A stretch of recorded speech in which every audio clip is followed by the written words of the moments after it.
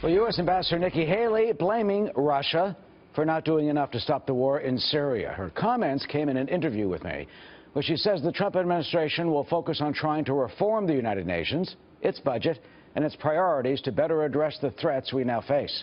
You know, the Trump administration has also proposed taking a big chunk out of the contribution by U.S. taxpayers to the multi-billion-dollar UN budget. But Ambassador Haley insists any reductions will not end up harming the UN's humanitarian and peacekeeping missions. The new United States ambassador to the United Nations, Nikki Haley, was an accountant before she entered politics. Now, she is again relying on that business experience as the Trump administration seeks to cut the U.S. contribution to the UN budget.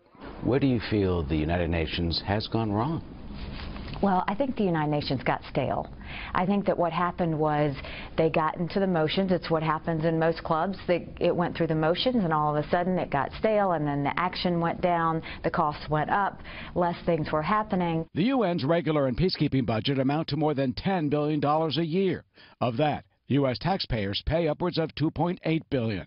The president's budget proposal aims to slash $1 billion from that. I think that we see that there absolutely can be efficiencies. So we're going to start cutting around the edges and see what we can get done. Where do you start to cut?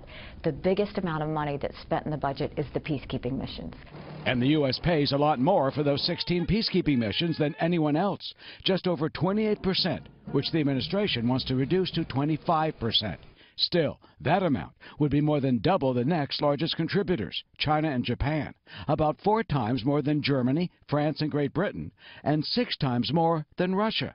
On Friday, the Security Council unanimously agreed to reduce the number of peacekeeping troops deployed in the Democratic Republic of the Congo by 500 out of almost 17,000.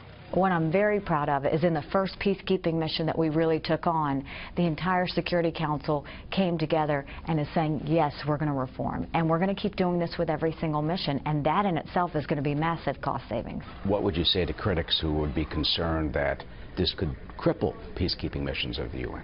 I would say that we want the same things. Basically what we want is for people to be safe. We want the aid to get in. We want to make sure we're lifting people up. Too much focus in peacekeeping missions has gone to the contributing countries. It's gone to the host government. It's gone to the management. No one's talking about the people on the ground. I think that the United States has always been the moral compass of the world. And I think we are generous by nature, and we want to see people safe. We don't want to see people starve. We don't want to see people mistreated by their governments. But you do have to say, what can we do? We can't be all things to everyone, but what we can do is work on keeping the peace. What would you say to those who are concerned about humanitarian efforts? Will refugees starve? Will children not be inoculated if UNICEF is cut? No, I think what we have to look at is everybody can cut. You know, in business we always said when you had downtimes, that was the best thing because it forced you to cut. It forced you to get smarter, but it forced you to be more effective. Haley is also working to address what she sees as a long-standing tilt against Israel. I think the biggest surprise has been truly the anti-Israel bias. To go in and think that every single month they have a briefing on the Middle East, but they're not talking about the issues we would care about. They're not talking about Syria. They're not talking about Iran. They're not talking about North Korea. What they are talking about is Israel.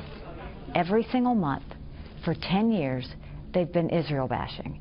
And that was something that I just couldn't believe they put the time and energy into doing that when we have so many threats around the world. Haley's Israeli counterpart, UN Ambassador Danny Danon, told us he's already noticed a difference. What do you think of her? I think she's great. You know, she comes with her values, with the truth, and that's what we need at the UN. We need to bring the UN back to its core values. The UN is a good institution, but it was kidnapped by evil forces. And I believe that with Ambassador Haley and my team, we can work together and maybe change the UN and bring it back to where it should be. She says it's working.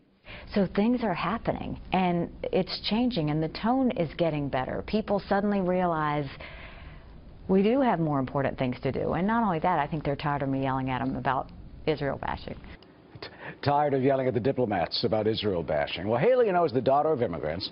She was born in South Carolina, and she rose in politics to be the governor of that state. And she is seen as a rising star in the Republican Party. You know, when President Trump announced her nomination, He said that she has the ability to bring people together. Well, now she faces that task in a sometimes hostile environment where she has to deal with international diplomats from 192 other nations. But she says she does look forward to advancing American values at the UN.